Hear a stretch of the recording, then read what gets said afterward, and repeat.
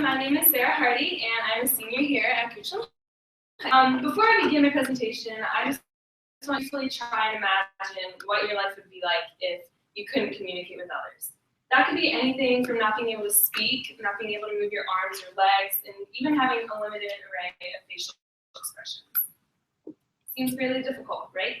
Well, unfortunately, there are countless diseases that can limit a person's ability to communicate with others. And that all leads back to one main thing, the human brain. And my whole project revolves around this intricate, for lack of a better word, thing, and how music can affect the signals it sends to different parts of the body. But I will talk more about that later. First, please allow me to formally introduce myself. Like I said, my name is SHardy, and I'm a senior here at Goochland. I'm attending Virginia Tech in the fall, where I plan to study HNFE, which stands for Human Nutrition, Food, and Exercise. And actually, at the beginning of this year, I had no clue what I wanted to do with my life. And that became very difficult when I started researching for my project. So I decided to start somewhere rather basic, and I began with my grandfather. There is a picture of me and him in the middle when I was little, and on either side, him and my grandmother. And about 15 years ago, he was diagnosed with a disease called Parkinson's disease. And that is just a chronic and progressive movement disorder, so it limits a person's ability to control their limbs like they normally would be able to. And it is chronic and progressive, it means that it just worsens over time. And there is no known cure for this disease, and we actually don't even know the cause. So the only thing we really have to help manage the symptoms are methods, medications. And so when I was looking into the methods that we have for this disease, I came across the idea of music therapy. And that is just the use of music interventions to accomplish some sort of a goal set between a patient and board-certified music therapist. And music therapy can be implemented in many different situations, neurologically, like I said, Parkinson's, Alzheimer's. Emotionally, we have depression and anxiety, and physically not as much, but there are still case studies that have shown music therapy can help with reducing pain in child labor and even dentist appointments. So I was really fascinated with the neurological aspect of music therapy. So when I looked into that, I found a case study up in Boston, Massachusetts, at a school that requires all of their students to take some sort of music class from kindergarten all the way to 12th grade. And their results were outstanding. Their IQ scores and test scores were significantly higher than that of schools similar to them, but didn't have the requirement to take a music class. So that really got me thinking about the music in Goochland, and I decided for my project to pair up with Mr. James Sykes, who's the band director at Goochland Middle and High Schools.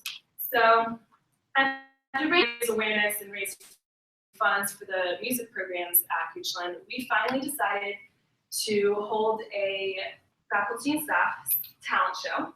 This is one of the posters that I made. Michael touched on this earlier. We did work together. I don't think I could have done it. And we raised over $400, which may not seem like a lot, but for our first year ever doing something like this for the band programs, I consider it to be a huge success. Here is the ticket that I made. I had to print out so many and cut them all up, but it was worth it. This is the band that completed the whole night. Mr. Sykes is right there behind the drums. This is actually Dr. Pete Gretz with a wig on playing the electric guitar. And we had an opera singer and some dancers, and I think the kids really enjoyed seeing all their teachers make fools of themselves, basically. And it was a really fun night. Here we are presenting the to the dancers. And here I am talking with all volunteers backstage. So like I said, it was a really fun night, and we raised a lot of money, considering it was our first year. As far as my internship, I technically had two different internships. One was with Terry Hazelton, who was the owner of White House Music Cafe.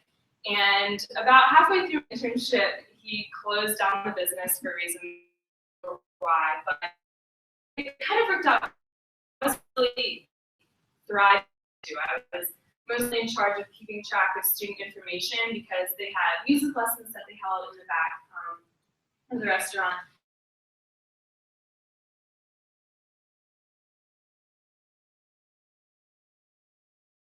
Certified music therapist, and she actually owns her own private practice called Healing Sounds Music therapy.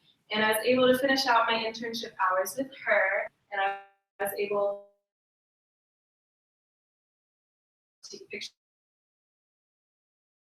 of the guitar that she used to sing and get the kids to sing along. And we had some drums and maracas, and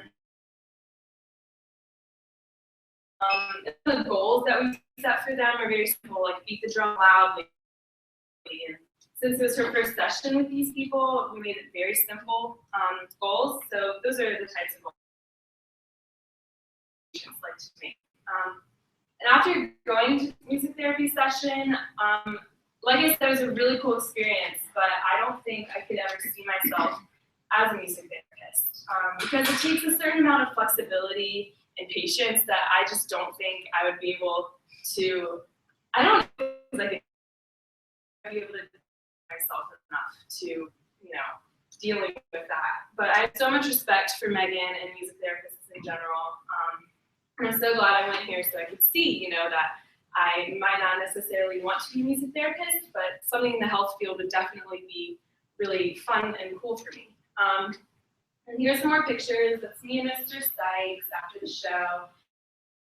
The whole group of volunteers and lighting and sound people and all the acts after the talent show. If I had anything I would change for my project this year, it would probably be maybe to do this summer. It was like I said, my internship kind of blew up in my face. So doing it over the summer would have taken off a lot of stress that I had because of that. And if I had any advice for upcoming seniors, I would say stay organized and stay focused because those due dates really do creep up on you and they can be very stressful if you don't plan accordingly. So I personally, Mr. Dorico gave us a checklist for each module that we had, and I copied the due dates on my agenda, and I stayed very on top of things, which really made a difference. And the other thing is to stay, because everything will work out in the end. Like I said, my internship fell through, but I stayed positive, and everything was better than I actually had expected. So stay focused, stay organized, and stay positive. And I would also like to thank everybody that helped me get to where I am today, especially everybody in the Blue Ridge program, my parents and all that. I learned so much for 4 years, and I'm so thankful I took this class and this program. So thank you so much, and I will go ahead and take any questions.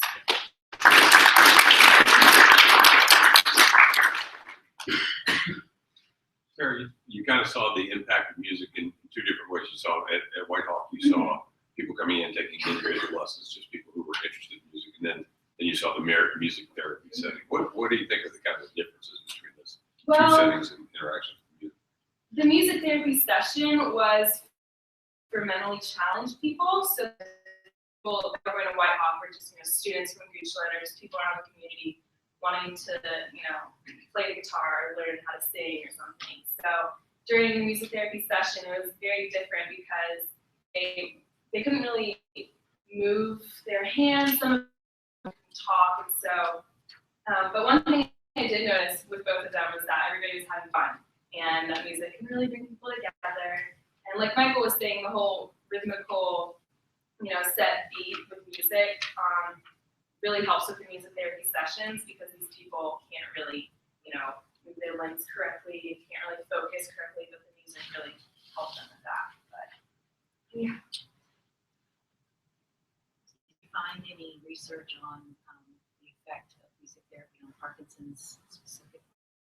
Yes, actually, my grandfather is still he's at a nursing home up in Winchester, Virginia, and they actually have music therapy sessions that he goes to like twice a month, I think, and it really helps him, like I said, the simple tasks such as like raising your hand or like saying hello, it really helps them because the medications that they're on doesn't always, my grandfather's not always lucid when I'm there. Like, he knows who I am, he's somewhere else, like on a boat or on a plane, he's always going places.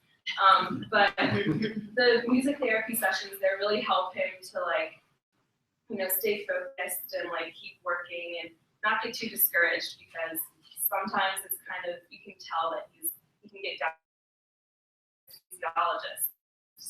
it's crazy to see the last 15 years how he's deteriorated, and the music therapy sessions really help him to like stay positive, even if it's not that noticeable to others. It's noticeable to us. So, yeah. Any questions?